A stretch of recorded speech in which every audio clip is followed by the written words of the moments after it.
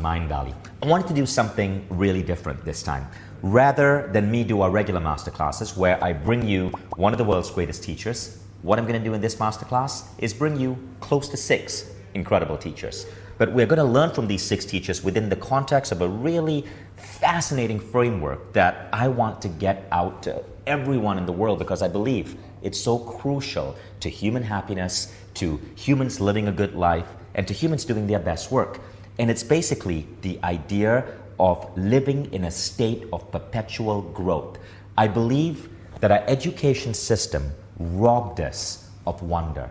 See, when we're kids, before we go to school, we exist to learn. Kids are like sponges. Everything they do is about learning. It's about absorbing information. And spiritually, many great spiritual teachers believe that the purpose of the soul here on earth is also to learn. We're not here to be human just for the fun of being human. We're here to learn, whether through pain or through experiences or through the journey of growing up in life. Yet, as soon as we get to school, something different happens. All of a sudden, learning is something that a child has to do to get good grades. We get homework forced upon us, and this whole idea of learning for the sake of joy starts disappearing. So the point of this webinar is not to drill in you the concept of why learning is important. I think you get that. That's why you're here. In this webinar, what we're going to do is basically teach you different ideas, some 6 powerful, unique ideas that you can instantly incorporate into your life to accelerate your learning. People I know here at Mind Valley in my company who have absorbed these ideas, who are applying them at work, are doing better at their jobs, they're seeing their careers grow, they're learning at a faster pace, but here's the most important thing. They are falling in love with learning. So, in this masterclass, we're going to help unravel a couple of badly installed beliefs that school puts in us, and you're going to learn some powerful systems and techniques to accelerate your learning in all different dimensions of your life. So let's go back to this question. What is it that truly makes successful people successful? In my book, The Code of the Extraordinary Mind, I interviewed close to 200 people who were doing incredible work in the world. I actually got to ask questions to people like Richard Branson, to Elon Musk, to Arianna Huffington, to Peter Diamandis, and hear their responses. And one of the most consistent things I notice is that all of these people place learning at the forefront of what they do. And study after news interview, after article with the world's most incredible people say the same thing. For example, Bill Gates says in an interview that he reads a book a week. Elon Musk, in one of his interviews, spoke about how he doesn't even consider himself a businessman. He says he considers himself a technologist, a designer, a wizard even, but not necessarily a businessman. Some of the most successful people I know, and I don't fully understand how they do this, but they are able to consume a book every 1 to 2 days. Learning and the application of learning becomes the core of their being. So what is the secret? It's basically this, and we're going to explore this topic more in a bit. It's the idea that your growth becomes the core of your being, that we live our life not to be the doctor, to be the engineer, to be the person, whatever job title you have, but to be a human being in a state of perpetual growth. And we question the BS, horrible idea that our colleges and our universities put in us that learning stops after graduation. In a powerful article on an online magazine called The Mission, the writer of this article brings in ideas on learning from incredible people. And one of the things he says is this: at the highest level, learning isn't something you do to prepare for your work. Learning is the most important work. It is the core competency to build. It's the thing you never delegate. And it's one of the ultimate drivers of long-term performance and success. Now that's powerful stuff. It sounds theoretical, but as we'll go through this class, you'll understand how you can bring this into your life. For example, one of the things I do is that I set aside hours every day to do nothing but learn. And my learning time is unquestionable. I will not take a call with even a famous person if it's going to interfere with my learning time. I will push back a meeting at work if it's going to interfere with my learning time. And that learning time could be reading, could be meditating, it could be going to the gym. It's anything I'm doing to improve my body, my brain, or my mind. Another idea that we've applied here at our company, Mind Valley, is the concept of the 40-45 rule. So we tell our people, look, you're working about a 45-hour week. 5 hours of those 45 hours you should be spending on learning. So if you're doing, say, customer support, 5 hours a week you should be spending studying something that makes you better at that job. It could be reading a book on customer support. It could be reading books on customer psychology. It could be reading books on how to provide incredible service. But 5 out of 45 hours a week is dedicated to learning. We've actually implemented this as a company. It's called the 45-5 rule. There is a new understanding that happened to me that I want to share with you because of a massive failure and breakdown I had that made me see learning as something even more powerful than I ever expected. So a couple of years ago, I shared this picture on Facebook, and it got a ton of responses. In this picture, I basically confessed a failure. What happened was, in the summer of last year, I decided to start my own university. Called it Mind Valley U. And the idea was that we were going to turn Barcelona into a campus and have some 300 Mind Valley students move there for 1 month of learning, of activities. We're going to create our own new model of university and bring in the greatest teachers in the world to teach this beta experiment of students. And it was not just going to be adults. We were going to have classes for kids from 6 to 13, classes for teenagers, and classes for adults. Now, the experiment was a wild success. It took off like crazy. This year, when the next round is happening, we've already grown 300%. But in that process in Barcelona, I hit a critical juncture. I realized that I had taken something so big compared to who I was and what I was able to do that I basically broke myself down. And what happened was the stress was so intense, I ended up in hospital.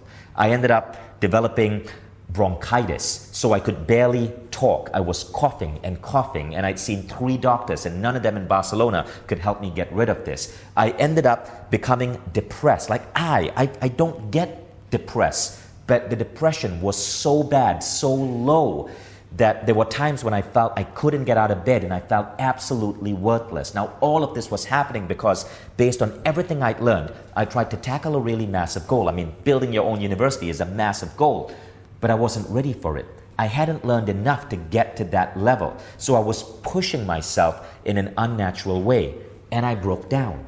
Now, when that happens, a lot of people said, Vishen, just relax, just stop. Why are you doing this? Just, it's fine, just take a break.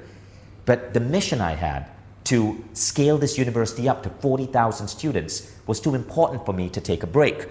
Now, I dabbled with that idea. I asked myself, could I really do this? Maybe it's just too difficult. It's too hard. Maybe I'm not capable. And that's when something hit me. And I realized that the issue that I was going through was not that I needed a break. It wasn't the break at all. Rather, it had to do with learning. So let me explain, right? Most of us won't dare take on something really big because we're afraid of the failure. We're afraid of how much we're going to have to push through. We're afraid of how the stress might bring us down. So when that breakdown happened to me in Barcelona, I decided to truly study what was going on and to try to understand how I could attempt to do it again the following year without the breakdown, how I could scale Mind Valley University to an even higher level without the damaging effects on my health and my well-being. And I realized that it had to do with scaling up learning. So let me explain. So let's say you decide you want to run a marathon. Now, marathons are not easy. That's a 42-kilometer run. Most people would never just put on their shoes and go, oh, look, there's the Boston Marathon, and just start running. They would train for that marathon. They would prepare themselves. They would work out at the gym, maybe hire a coach, train yourself physically, mentally, train your endurance, change the way you eat. You got to prepare for a marathon, right? And what happens is, as you're preparing for that marathon, let's say you fail. Let's say you get to the 30-kilometer mark, you can't push yourself anymore, your body's breaking down, you decide to stop. Would you give up on that marathon? Would you listen to a friend who came and said, hey, this is not you, stop trying to do this, just go take a break, don't worry about marathons? No, you'd want to complete that. Even if you skipped out of that marathon, you'd want to go back to training so you can complete your next marathon. Now, life is often like that. So often these challenges that we face, whether in our marriage, in our health, in our business, myself trying to launch Mind Valley U, is simply because we didn't train for that marathon. So the answer isn't to take a break. The answer isn't to get some rest. People were telling me, Vishen, just, like stop working so hard. That's the dumbest advice you can get because it wasn't even about hard work. That's like telling a marathon runner, stop running so much. What was going on is that I simply had pushed myself beyond my capability zone. And the solution to that was to invest in learning. So I took a break for 1 month after that experience, and I decided to explore everything I could. I hired a coach to help me out. I went to meditate at a retreat for 5 days. I went to try acupuncture to get rid of some of the back pain that I had started generating in that stressful time. I experimented with biohacking, consciousness hacking. I read a number of books. I changed my health and eating practices so I had more energy throughout the day. I changed my relationship with certain key people whom I worked with so that we could build a support network for each other. I studied, I learned, I elevated myself. And then in the next 10 months, I was certainly able to break through a massive barrier. I was able to get to the next level of my performance. Now, this was a major shift because it's counterintuitive to regular advice. Most people would tell you to slow down. Most people would tell you to work less. That's actually not the answer. The answer is stop and go back to your personal growth and then try again. And you will notice you're going back to that challenge as a whole different man or woman. So what are some of the principles I used? Well, this is what I'm going to share in this masterclass with these 6 incredible teachers that I'm bringing to you. So let's get started with the key idea. How do you live in a state of constant, perpetual growth so your life is elevating with you? What I'm going to share here are 6 powerful ideas I've learned from some of the greatest teachers out there. These teachers range from men and women who are teaching at Ivy League universities around the world, to a former NFL football star, to some truly remarkable individuals that you may have read about in your favorite personal growth book. The first teacher is Sri Kumar Rao. Now, many of you who have been part of Mind Valley for a while may have heard of Sri Kumar Rao. He's an incredible lecturer who lectures at MBA schools around the world, from Columbia to London Business School. But there's something special about his classes. His classes are so life-altering, so profound, that students sign up years ahead to get in his class. His class has a wait list to get in, and they're consistently rated some of the best classes in the MBA programs. Now, what Rao teaches is interesting. He's not teaching these kids how to just manage or just start a business or just talk to an investor. In fact, he doesn't even cover that stuff. Rao brings in wisdom from the East, from ancient Chinese or ancient Indian culture, and embeds it in the lessons he's teaching. His MBA programs are all about not mastering business, but mastering yourself. So Rao has spoken at many Mind Valley events, and an event recently that he was speaking at in San Diego, just after Rao got off the stage, he pulled me aside and he said, Vishen, we have to change what business schools are teaching. And I go, Rao, but we're in transformation. We don't teach business. And he goes, that's the point. You see, Vishen, business schools make you believe that your life is all about your work. It's all about your career. And by the way, it's not just business schools. Whether you study law or engineering or anything else, it installs in you this belief that your life and your success is all about your title, your bank balance, and the work you do. Rao says that's not true. He said, you know what? Life is about one thing. Now, I want you to pay attention to this because this was a wake-up call for me. Rao said, look, even if you're the CEO of a $100 million company, the point of your life is not your company. The point of your life must be your growth. Your company fails, who cares? Did you grow? Your company succeeds, not an issue. Did you grow? That is how much he says we need to emphasize personal growth in our life. Check out this idea from him. He says, transformation is not a one-time upgrade. It's about upgrading your life continuously by consistently upgrading every aspect of your life. It's a way of life. It is the end goal. And so the idea here is that no matter what you're doing in life, take your personal growth and put it before everything else. Now, I know some of you may be saying, wait. Are you saying I need to put my personal growth before my kids or before my spouse? Before my work, I can understand, but before my family? The answer is yes. That's literally what we are saying. See, if you invest in personal growth, say you study conscious parenting, or you study how to create and nurture healthy relationships, do you think your kids and family are going to be better off? So nobody is saying you abandon everybody else and you retire in a cave. We're saying you embrace the world, you do the work you got to do, but you invest time every single day. For me, it's 2 hours a day investing in personal growth. And that means working out. It means reading. It means getting on mentorship calls. It means being on Mind Valley Quest. It means doing everything you can to ensure you're constantly learning the art of self-transformation. That is idea number one. You take personal growth and you make it the number one driving force in your life and the number one priority for yourself. Now, there are a couple of implications here. When I create a calendar, because I'm a busy CEO, I block off time for personal growth. And I will have incredible individuals who need to get on a call with me, and I respect them and I can't wait to speak to them.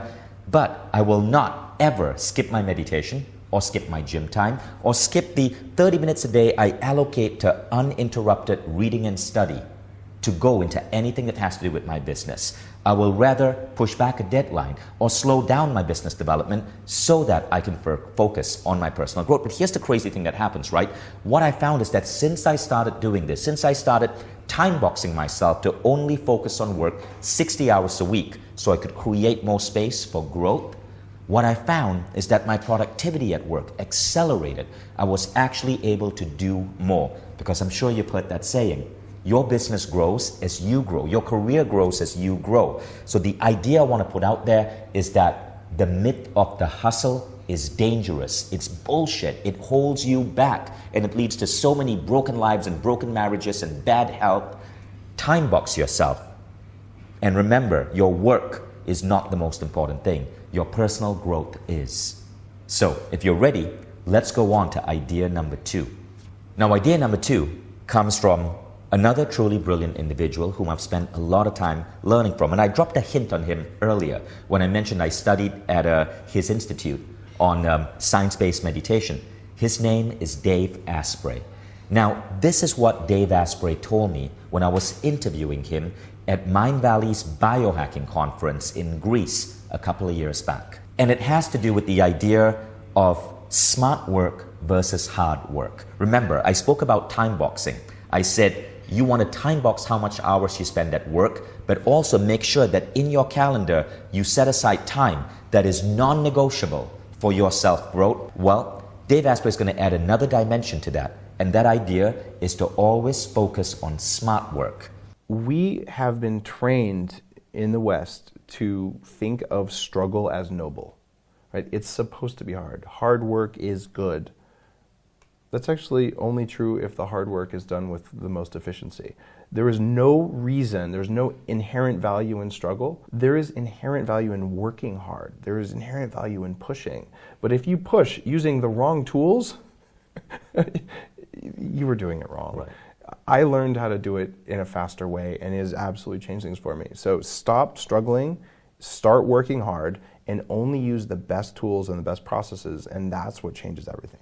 So that's a really interesting idea. Now let me tell you what Dave is saying. A lot of us fall into the false belief that to get work done, if you're an entrepreneur or you're doing something in your job that's really important, you got to put in a lot of effort, a lot of work, a lot of hours to get it done. Well, this simply isn't true. What Dave is suggesting is that you learn how to optimize your state of being so that you can get more done in less time. Now, here are a couple of things that I want to suggest you start looking at. The first way of optimizing your state of being to be able to do smart work rather than hard work is recognizing the power of sleep. So many of you guys, if you're in America, the average American gets 6 hours and 50 minutes of sleep, roughly, right? And I continuously meet people who tell me that they are so proud of how they're able to like shave off an hour of their sleep or 90 minutes of their sleep so they can put it back in their career or put it back in whatever mission they have. Turns out that may really be a dumb thing to do. So studies show that if you take away 90 minutes of sleep from your life, your state of cognition the very next day at work goes down by 1/3. That's the equivalent of starting your day with a pint of beer. Think about what that's going to do to your mental processing ability when you're trying to generate ideas or work on something creative or take part in an important brainstorm, right? A 1/3 reduction in cognition because you tried to cut down on your sleep. So the question is, just how much sleep should one be getting? Well, in the famous study on the 10,000 hours, now you've probably heard of this study, Malcolm Gladwell popularized it. He spoke about how true masters, true maestros spend 10,000 hours practicing before they truly become gifted. The Beatles, for example, spent 10,000 hours rehearsing and performing in bars around Germany before you even heard of them.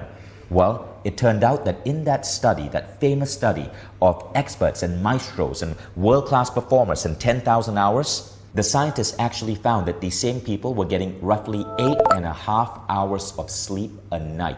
8.5 hours, that's 90 minutes more than the average American. Now again, keep this in mind. They're getting 90 minutes more extra sleep than the average American, but these are the people who are the true maestros in the world, the true experts, the people you read about. So what's going on there? Well, most regular people fall into this trap of the hustle of hard work. But experts, people who are really cutting it, they understand that there are certain principles you want to bring into play. Dave Asprey is one of those guys. Now, sleep is one. If you follow Dave Asprey, you'll know he's a big advocate of healthy eating. He invented a popular concept called bulletproof coffee, which is about adding fat, MCT oil or butter to your coffee in the morning, because fat fuels your brain, it fuels your metabolism, and it leads to higher cognition. Dave also experiments with consciousness hacking. This is literally going and meditating with electrodes strapped to your head. That's the picture of me you saw earlier. That was at Dave's Institute, which basically retrains your brain to perform at higher levels of creativity. So again, the key here is experimenting with personal growth. We've established rule number 1, put growth first. Rule number 2 is now understand that it's not about the struggle. It's not about hard work. It's about optimizing yourself as an athlete. So literally, athletes train. You don't just run into a marathon and hope to survive or get to the finishing line. You train, you grow your endurance, you eat well, you train your body's ability to adapt, you train your belief system to push through that ceiling of pain as you're reaching the finishing line. Athletes train, and thus in your job, you want to think of your body and your brain and your mind as an athlete, and you want to embrace personal growth to continuously train yourself so that in every slice of time that you're putting into your work, you're getting the best results. That is idea number 2. Work smart, not work hard. Find the hacks that maximize your performance as a human athlete at work and bring that into your workplace. Okay, so we've established key idea number 1, put personal growth first. We've established idea number 2, train yourself by experimenting with all of the different new ideas emerging in the world right now on how to optimize your performance. Now, idea number 3 relates to those two. Now, how do you find these key ideas? How do you learn the tips, the tools, the techniques to truly crush it in your job, in your business, in your work? Well, it's simple. You learn from the best. And here I want to bring in a truly remarkable guy, Bo Eason. This is what Bo told me when I sat down with Bo Eason to understand how Bo Eason became not just the number 1 tight end, it's a position in football in America, the number 1 tight end in the entire NFL in America. But after his football career, he went to Broadway and he created what is possibly the number 1 one-man Broadway show. And then he went into public speaking and he created what, if you see, you'll know what I'm talking about, one of the most remarkable 90-minute motivational talks I've ever seen. How did Bo Eason go from number 1 in football and then rather than, just retire or go bankrupt as many NFL players do, he rebuilt himself and became a freaking actor? Well, Bo's philosophy is he always learns from the best. When Bo wanted to become an actor, he actually traced down Al Pacino and went and got advice from Al Pacino because he realized Al Pacino was the best. This is Bo Eason's advice. The one principle to being the best is you have to actually say it. And I know most people don't want to say it. I'm sure like when I say the word the best, like I want you to be the best in the world at what you do, I'm sure that brings up all kinds of like feelings and emotions like, well, that's conceited. Well, I don't want to be the best. Well, I'm not meant to be the best. And I say That is what you have to, you have to have aspirations to be the best in the world at your job, at you, which is the expression of you, basically. And once you have that, and once you say that, then everything comes to your assistance. Like, all your brain power now knows what the best is, but I don't think your brain power knows what second best is. I don't think it understands that, but I think it completely understands the best in the world at a thing. And once you declare that and you start heading toward that dream of being the best, and this takes years, right? I'm not saying this happens overnight. You have to seek out the very best at the position that you're looking to play. Now, whether that's Al Pacino, or whether that's the best safety, or whether that's the fastest man in the world. There was one point in my life where I wanted to be the fastest guy in the NFL, but there was 3 guys who could beat me, right? And I didn't want them to beat me. And so, based on my experience, I said, who's going to help me with this? This is a problem for me. Who's going to help me with beat these other 3 guys? And there's only one choice. You have to go to the best. So I went to the fastest man in the world, which was Carl Lewis at the time. He just won the gold medal in the Olympics for the 100 meters. Wow. That means you're the fastest dude on the planet, right? So I go to Carl Lewis. And I say, hey, man, I got 3 guys who can beat me. Can you help me? Will you help me beat them? And he goes, yeah, I can tell you how to do it. I can break that down for you real easy. It's not going to be easy. It's going to take some time, but I got the answers. I said, yeah. And this is the thing, Vishen, is people always want to go to mediocre or second place people or third place or 127th place to get help, to get coached by them. Don't do that. Never do that. Go to the best. 2 reasons. 1, the best are very generous. The best will give you the answers because guess what? They have the answers and they're willing to give them. Second best, third best, they'll never give you the answers. 1, they don't have the answers. 2, they don't want you to pass them up. You know? Right. I know all of you, I know you know this feeling. You know this feeling because anytime you go to a mediocre coach, they do not give you the answers. They don't help you. They don't see greatness in you, so they can't help. They're too worried you're going to pass them up. Therefore, they withhold anything that they could help you with. But the fastest man in the world, very generous. The best stage performer in the world, very generous. The best safety in the whole world will give you everything they've got. That's who you want to be around. That's who you want to learn from. Isn't Bo absolutely magnetic when he speaks? The guy is brilliant. And remember, this is a former NFL player who went to master the art of creating a hit show on Broadway, right? So the idea here that I want you to pay attention to is to learn from the best. When I was building up this company, I created a concept so I could learn from the best. See, what was happening is I was reading tons of books, I was watching documentaries, but there's a difference when you're reading a book. It's somehow I felt that it would take me 8 hours to read a book and I'll end up with maybe 4 or 5 ideas, right? You guys probably know that. You invest a ton of time reading a book, but you often don't get that actionable idea or that spark that changes your belief system. But when you're talking to someone like Bo, when you're listening to a true master speak, it hits you in a different way. So I decided, okay, I don't just want to read the books by these incredible people. I want to call them up and get them on the phone. So what I invented was a concept where I could help them in exchange for them spending an hour with me on the phone. That concept was something I called the brain exchange, and feel free to borrow this. So I had really mastered a couple of things. I had mastered, now this was 10 years ago, I had mastered how to write and maintain a blog. It sounds like basic stuff right now, but 10 years ago, this was a big challenge that many authors had. They didn't understand how to create a blog, how to use social media, Facebook, YouTube. They were still kind of new. So I would trade services. I would get on a phone with them and I would teach them everything I knew, right? About writing a blog, about getting on YouTube, about using Facebook. And then I'd say, all right, I want you to teach me how to improve my memory, because that's what you write about. Or I want you to teach me how to create really great company culture. Or I want you to teach me how to optimize my sleep. Or I want you to teach me how to really get clarity on my vision. Or I want you to teach me how to find my life purpose. Now, all of these people I went to, they were experts in their field, and I started recording these Skype interviews. Then I started playing them for my friends, and my friends would come to me and go, oh my God, this is mind-blowing. Can we have more? So I created a system online.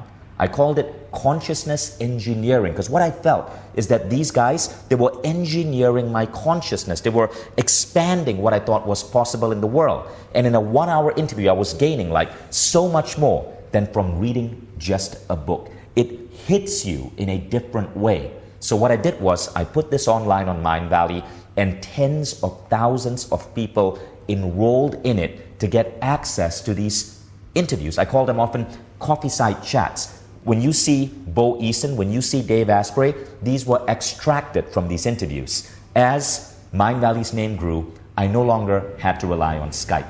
I could afford to fly to where they were and interview them in their hotel room at the conference they were speaking at, or actually go to their home and make it even more intimate.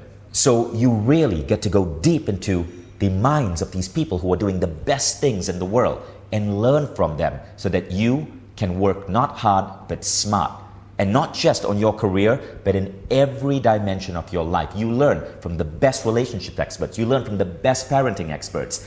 Everything that I learned, I record and make available to you. You get access to my mentors. Now, more on that later. Let's go on to idea number 4. So idea number 4 is fascinating, but it's something I see over and over and over and over and over again our society trains us to do wrong. And it's basically this: you must seek internal success and not external success. The idea is intrinsic versus extrinsic. So there's a friend of mine who organizes these huge stadium events where he brings together 5,000 American teenagers to teach them leadership skills before they go off to college, right? So these are kids who are around 17, 18 years old. And one day in one of these giant stadiums, he asked the room, how many of you here would still go to college if you did not get a degree, and if at the end of your graduation 4 years later, you couldn't tell anybody that you've been to college? So therefore, college would have had no impact on your status, no impact on your resume. How many of you here would still be excited about going to college? And here's what happened. Now I want you to ask yourself this question: how many of those kids do you think raised their hand? Well, out of hundreds of kids in that audience, 5% raised their hand, which meant that 95% of these kids were going to college not because they felt it was going to be internally rewarding, but because they needed that piece of paper. They needed to be able to say that I've graduated from so-and-so. That is the difference. Now, the people who go into a job, a career, and truly thrive are not doing it for external rewards. They're not doing it for a damn degree or a damn title. They're doing it to be rewarded internally. The same idea needs to apply to learning.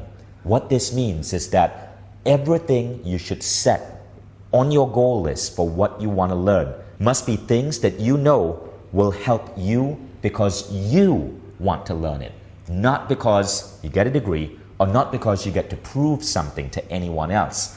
I want to share with you an idea from Tom Bilyeu. Tom is a remarkable guy. He started a company called Quest Nutrition, and it's a health bar company, so they sell these healthy nutritious bars, and he started it and took it to $1 billion in revenue because Tom Bilyeu wanted to beat obesity in America. He felt Americans have horrible eating habits and he wanted to change that.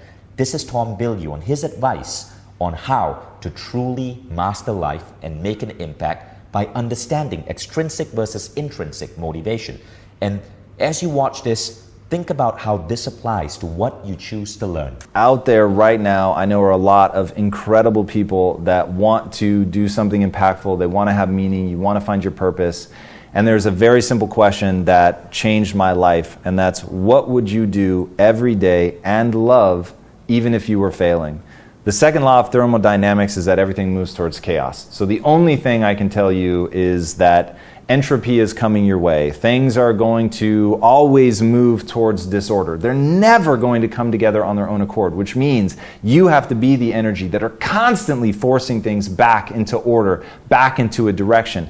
And you're only going to have that energy and that enthusiasm when you're building something that you really believe in. And if the only thing that motivates you is external success, money, accolades, whatever, it won't last. It just won't get you there. So I want to go back to that question Tom asked. What would you do every day and love even if you were failing?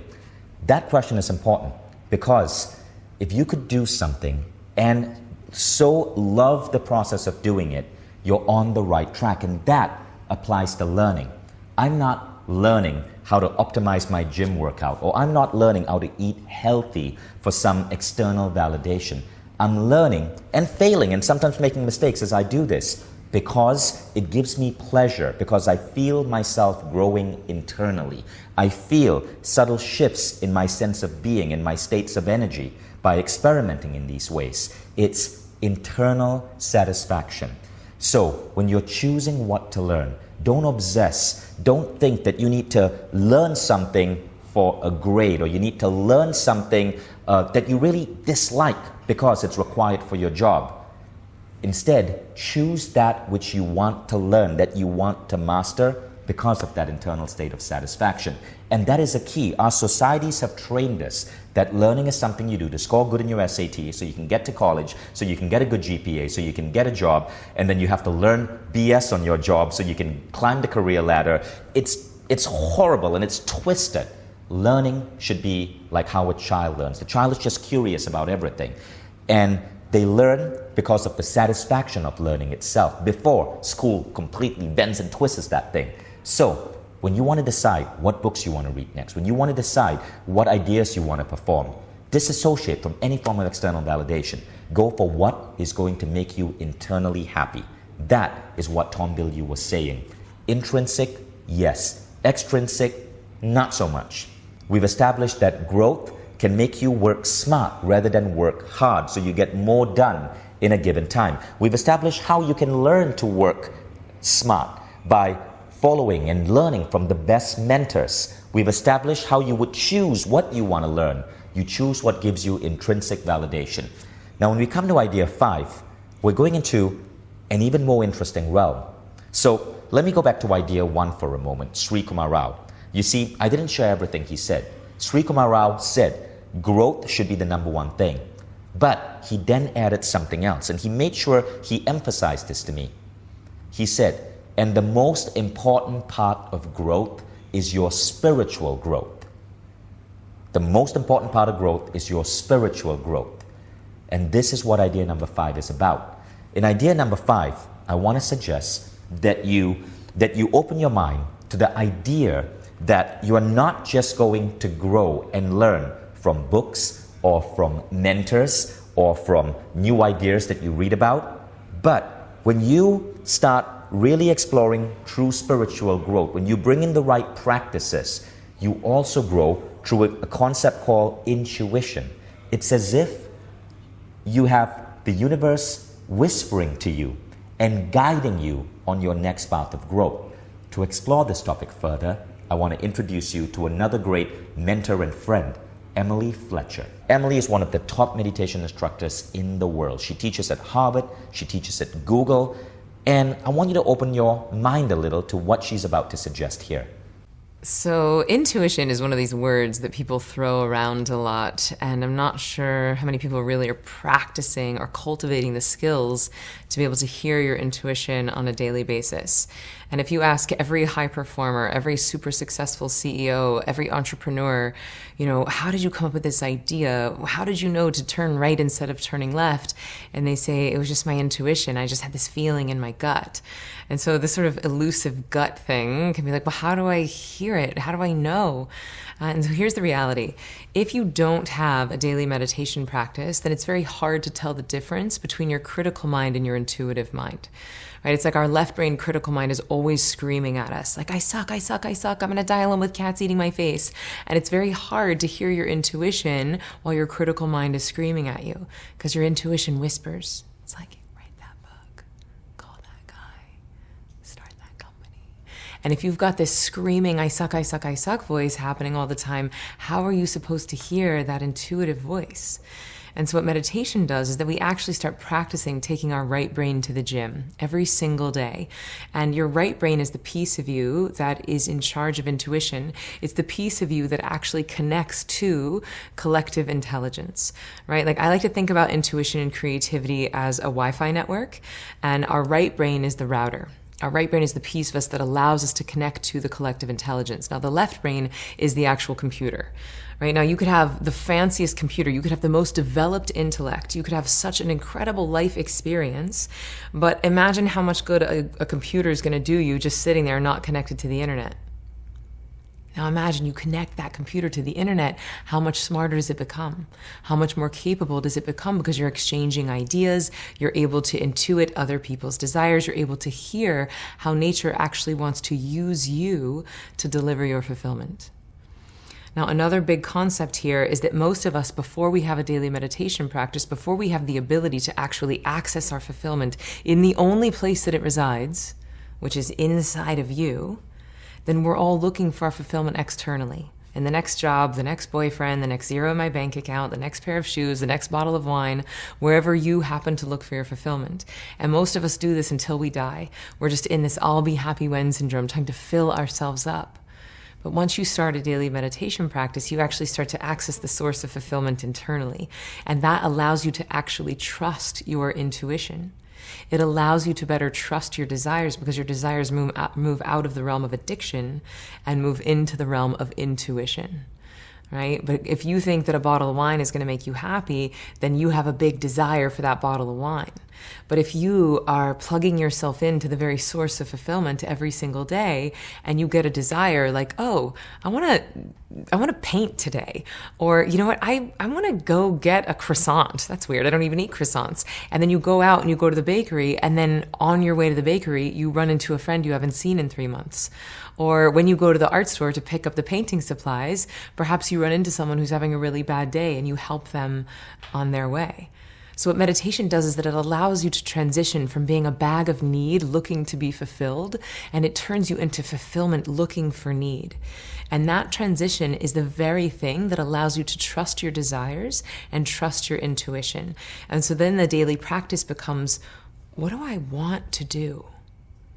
Not what do I need to make me happy, not what's going to fill me up, but I'm already fulfilled. I've already got access to the source of creativity, and now I'm asking the question, what do I want to do? Because my desires have now become an indicator of where nature wants to use me to go and deliver my gifts. So it's a multi-phase process, and admittedly this takes a bit of mastery. I wish I had like a quick fix, like this is the way to hear your intuition. But the reality is it takes a daily practice of you plugging into the source of your own fulfillment and then starting to practice a level of mastery over knowing the difference between addictive longings and intuitive desires. But you know the difference. You know the difference between this story, this critical mind, this like if I could just have $1 million then I would be happy, which is different than I'm going to write a book. I need to call my cousin. That little whisper that's coming from your gut, that's intuition. And the more you meditate, the louder the volume on your intuition becomes, and the softer that critical mind becomes. And then that gives you a fighting chance of which voice you want to listen to. So what Emily is saying in that video is that we cannot ignore the fact that all of us have an inner voice. And many remarkably successful people I've spoken to who are doing great things in the world hint on this inner voice. It's remarkable, but that is what we call intuition. I've learned to rely on my intuition to make business decisions, and I've learned that my intuition is the surest roadmap I have to my growth. It guides me to growth opportunities, sometimes painful opportunities, but still it guides me to growth. And you want to learn to listen. As you develop a meditation process, as you start learning how to tap into your intuition, this will start becoming more and more and more real to you. Now, if you're wondering how to get there, don't worry. If you're a Mind Valley member, we have tons of different trainings, including from remarkable teachers like Emily, that teach you how to do that teach you how to establish the right spiritual practices, the right meditation practices, so your intuition starts being activated. So now we come to that sixth key, and the sixth key is really interesting. If you want to live lifelong growth, if you want to make growth the center of your being, you learn to become immune to the negative feelings that most people have towards failing. What this means is that you got to have the courage to act knowing that about a good degree of the time you might fail. It's called the fail fast principle. So what this means is that let's say you're learning some aspect of personal growth. Maybe you're learning to get on stage and deliver a speech. Maybe you're learning meditation. Maybe you're learning yoga and you're feeling awkward of how you're going to look at that gym as you try to bend in positions you're not normally used to. You want to basically accept the fact that all great people fail in the beginning. Everything starts sucky. Everything starts small. People look at Mindvalley, the company I've built, and go, wow, it looks so incredible. But what they don't know is that it was built upon a series of bloody and horrible failures. I failed at my first startup. I failed at my second startup. Then I started Mindvalley. We failed at our first idea. We failed at our second idea. Our third idea succeeded, and then it failed. And then our fourth idea maybe worked a little bit better. But everything great I've done is because it was built on a series of failures, but you learn to press on. Now, why is failure important? So Stephen Kotler, who's one of the people that we bring in Mindvalley membership, he is the guy who writes about flow. He's popularized this idea of flow, and he studies world-class athletes and how they get into these states where they're able to do almost supernatural feats, surfing, like skiing, and perform these incredible acts in an almost unreal way. Well, one of the things he found is that what drives them, what puts them in these flow states, is when they're working on something that's possible but just a little bit challenging, right? Just a little bit beyond their comfort level. There's this drive in us to take on a challenge. But Kotler says that you don't have to get into these flow states by trying to jump off a cliff and ski down this crazy slope. You can do it at your workplace. You can do it by pushing yourself to get on stage and deliver a speech you're a little bit nervous about. This is Kotler talking about why you need to make risk-taking, in this sense, an active part of your life if you want to learn. Risk is a flow trigger, right? So we see this with the action and adventure sports athletes. Flow follows focus, consequences catch our attention. Now here is how it applies to everybody else, right? Because most of us don't want to take physical risks to drive flow, right? So it turns out, doesn't matter. Emotional risks, creative risks, intellectual risks, psychological risks, social risks. Social risks are phenomenal for flow. And so the brain processes physical danger and physical fear in the exact same structures it processes social danger and social fear, which sounds totally weird. Like, why is that? And it's the reason, by the way, that fear of public speaking is the #1 fear in the world, and which is a weird thing from an evolutionary perspective. You'd assume it's like fear of getting eaten by a grizzly bear or something, right? That would make more sense. But if you go back more than 200, 300 years ago, if you screwed up socially and you got banished, it was the worst. You couldn't live outside the tribe. It was a capital crime, on top of which we're social creatures, so isolation is really difficult for us, right? So we process it in the same way. So what does this mean organizationally, for example? I always say that really good high-flow organizations are organizations that have adopted that Silicon Valley fail forward, fail faster motto. And of course, that is an idea that it's about product development and rapid iteration and getting things to market very quickly, and that's true.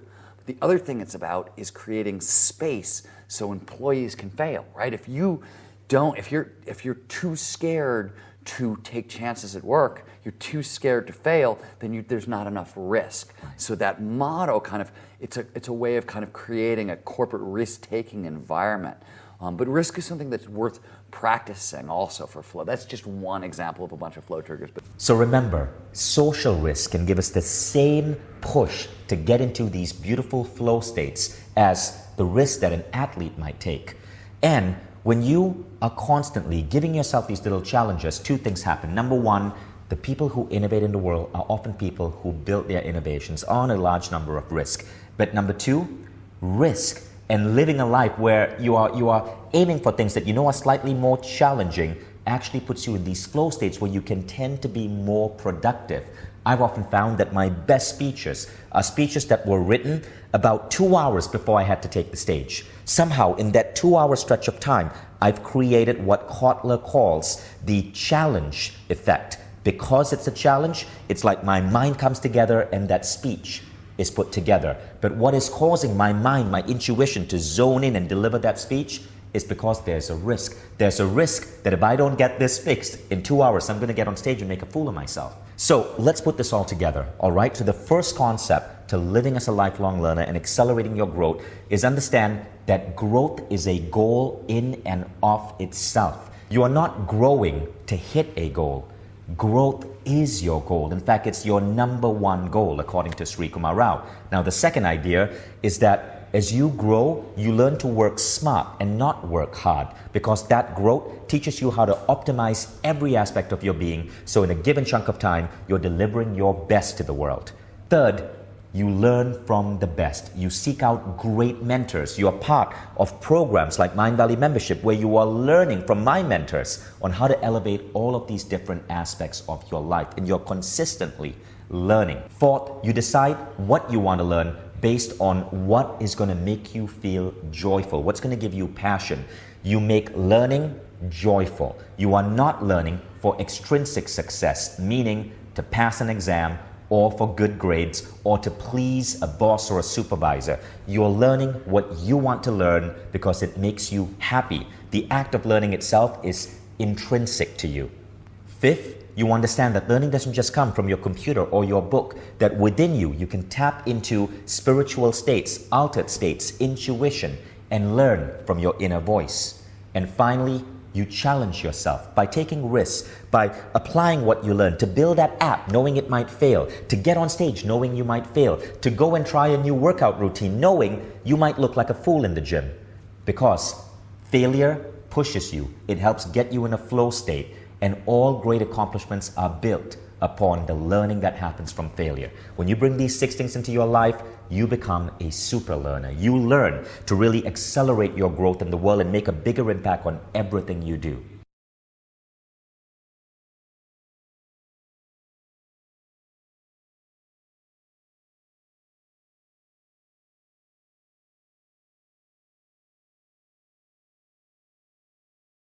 So I hope you enjoyed the presentation, and I hope you got a ton out of that presentation.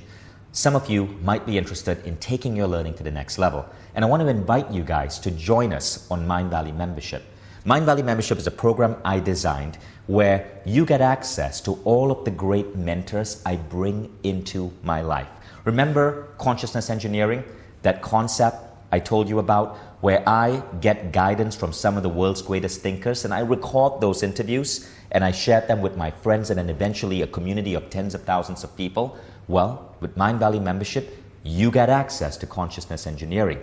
And what's going on here is that, as Bo Weeson said, you start to learn from the best. You learn the best techniques, you learn the best ideas to elevate every aspect of your life. In fact, every single teacher I just shared with you, there is a mini training with them on consciousness engineering. And so you don't have to go out and try to convince these mentors to mentor you.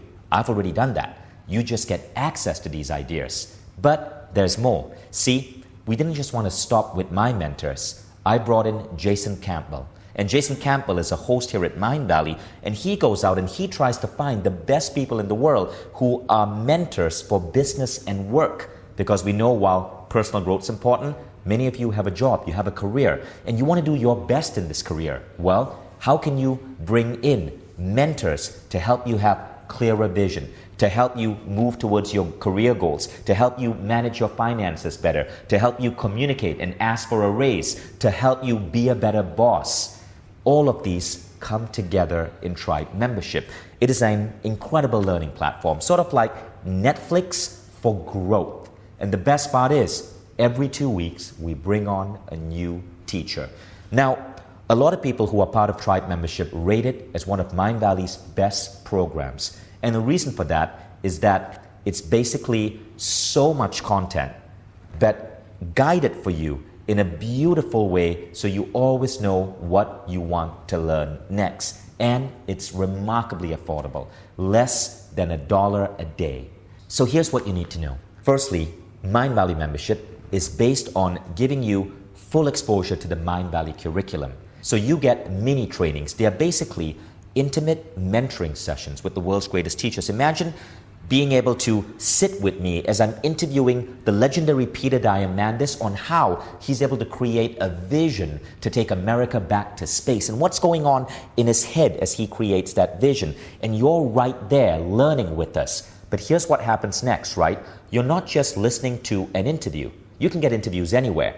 What I do as I talk to Peter Diamandis or Dave Asprey or Emily Fletcher is I apply a model for learning that we teach you called consciousness engineering.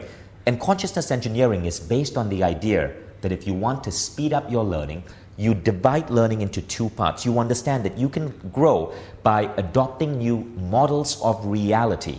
A model of reality is a belief. So you start to understand, and I go deep. What is it that Peter Diamandis believes about the world that makes him believe that he can do near incredible feats, right? Such as kickstarting the private space travel industry. You take those beliefs and we teach you and help you install that same belief in your brain. But then we also explore the second ingredient of growth, which is understanding new systems for learning. If models of reality are beliefs that you can install, a system for learning is a habit you can put into action. So you might be with me and Dave Asprey, and Dave teaches how to create bulletproof coffee in the morning so that you can use this to fuel your cognition ability and crush it and have high levels of energy throughout the day. Well, you learn the exact process. So there are hundreds of these mentoring sessions, and in each, I tap into a significant teacher's beliefs and unwrap it for you to install. And I tap into a significant teacher's systems for living and unwrap it for you to apply in your life so you grow rapidly. And that's really what makes this program so interesting. Now, there are a couple of other things we added which I know you're going to love. You take this program as part of a community. Mind Valley's most active students are part of Mind Valley membership. We connect in a Facebook group. We have an app that facilitates learning. And every 2 weeks, my team releases a new mentoring session and all of us study it together. Every month, I even come on and do what is called a fireside chat, where I answer individual people's questions and we go deep, solving direct issues and challenges with which people in the room are facing, and we all learn from that. So really, what we've created here is a new type of school which brings transformational education into your day-to-day life and holds you at a high bar so that you make learning a part of everything you do. It improves your personal life because we bring in some of the greatest teachers in love, in relationships, in spirituality. But it also improves your career because we bring in some of the greatest mentors to help you crush it at your job. Now you can sign up for this, and as you can see, given the sheer value of mentoring sessions and content, the sheer value of the community, the pricing here is remarkable. It's the equivalent of maybe what I paid for 4 hours of university lectures. And what you're getting here is an entire year of content. You can choose to become a lifetime member. You can choose for an annual membership, or you can just choose to pay as you go, month to month. But one of the most beautiful things about this program is that it's so shifting people's lives that the students who go through this are now meeting up in real-world scenarios all across the world. Once a year, we come together in Southern California for a reunion where the students who are on this program, up to 1,000 of them, come together for 2 full days of celebration with many legendary teachers. And now this program has gotten to a stage where students and their families move to a city together. We call that Mind Valley U. Imagine, people are so in love with what they are learning on Mind Valley membership that they move to a city with other members, bringing their entire families with them to take part and co-create 30 days of Mind Valley trainings and events and masterminds and community and bonding for an entire month in that city. And that's really the love and the passion that's emerging from this program. See, there are many programs out there where you can pay a subscription fee and get videos, right? But what's different here is that I'm guiding you to really identify what each mentor is saying and to install it in a structured way in your learning framework. And you have a community that is so alive, so passionate, so in love with each other that they literally move to a city to be together for a month every year. And this is where what we are trying to do is take the idea of the school and put it up in the cloud so everyone can access it and bring back to you not just great transformational learning, but the best part of your university, community, friendships, connection, all of that you have access to when you become a Tribe member. So check it out. There's a special unlock price as a thank you for watching this webinar and learning with us. And I can't wait to see you in Tribe membership. All the information is below. So here are a couple of questions that we got from you guys, okay? So the first question is, how is this different from studying a quest on Mindvalley? Well, think about it this way. A quest is a timed learning approach to master a particular aspect of transformation. Maybe you want to be an incredible speaker. Maybe you want to learn to have a super brain. Maybe you want to transform your body and health. That's what quests do. Quest is a 30-day journey you take with typically some 2,000 to 3,000 students. Now, quests happen and then they end. So a quest is a one-time upgrade. But Mindvalley membership, this is a lifelong immersion in personal growth. Now, the third is, this sounds like I may have to commit a lot of time. How much time is needed? Well, the good news is you get to learn on Tribe membership in what I guess you could call net time, NET, or no extra time. What this means is there's always these points in our life where we get to apply net time learning. Net time learning is when you might be at a grocery store, pushing your trolley, and you could be listening to an idea from membership directly on your smartphone, or you could use the Mindvalley membership app, place it in your car, and listen to the audio version of a lecture while you're driving. Or you could be on your treadmill and you could place the app on your iPad or your smartphone directly in front of you and watch a video as you're running. So we make it accessible on all devices so you can learn on the go anytime. That's what makes this so useful, and that's why you don't have to put in too much additional time. Now, someone asks, there's so much content here, where do I start? Well, the beauty is every 2 weeks we focus on one particular content, and you can decide to just do one mini training every 2 weeks, so you can decide to do 3 or 4 or 5 a week. It's up to you. But the best part is there's a helpful community ready to support you. Just get in the Facebook group and ask any question you want, and our tribe facilitators are there to mentor you, to guide you, to answer your question. There is so much engagement in the Facebook group. It blows people's minds. They typically have never been part of a program which felt so real because real people are there to support you. And when you start making this a part of your life, so many incredible things happen. Recently, we asked our tribe members, hey, what would you tell future members who want to be part of this? And this is what one of them said, right? This was from Michael. And Michael's a really active tribe member, and he does something really cool. He summarizes a lot of notes from every training and shares it with the rest of the tribe. And this is why he does it. He said, when I joined the tribe, I assumed that I was mostly going to focus on being a better entrepreneur, having more productive and positive self-talk, and meditating in a modern way. These expectations have been met, more than even. For instance, my business revenue has doubled. The biggest change? Clear goals, envisioning them, and calmly believing it'll happen. It has shocked me because I'm one of those it's all about the hustle kind of people, but it has truly improved so much without me working more hours. In fact, I'm working less. And this is what Chirag had to say. The Mindvalley membership is not just a repository of the best knowledge in the world, it's an active community where as a student you get to learn through interacting, getting access to the best teachers and knowledge in the world, and most importantly, being able to co-create and add value together. It's given me a purpose in life, helped me gain confidence, tap into my inner wisdom, and access pure joy through experiential learning. I see it as an essential part of my life, and I've invested in a lifetime membership. It's the best decision I have ever made. Sarah said, I don't think it's a coincidence that since I've discovered this, I've come and stayed off medication. The tribe understands the desire to reach a higher consciousness, to live your best life, and to be your best self, and the importance of keeping your energy high. During times of depression, my thinking would repeat itself. What's the point of it all? There must be more to life.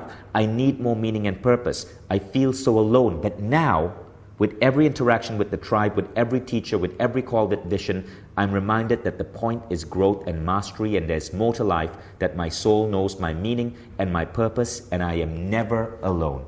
So I hope you get the idea. Go ahead and check it out. You can enroll in tribe membership, get in our Facebook group, and just ask any question. Just announce that you're there and watch what happens. Welcome to lifelong learning. Welcome to a completely new you. Welcome to your tribe, and if I may be bold, welcome to what will probably be the single best investment you have ever made in your education. Thanks. I'll see you in the tribe.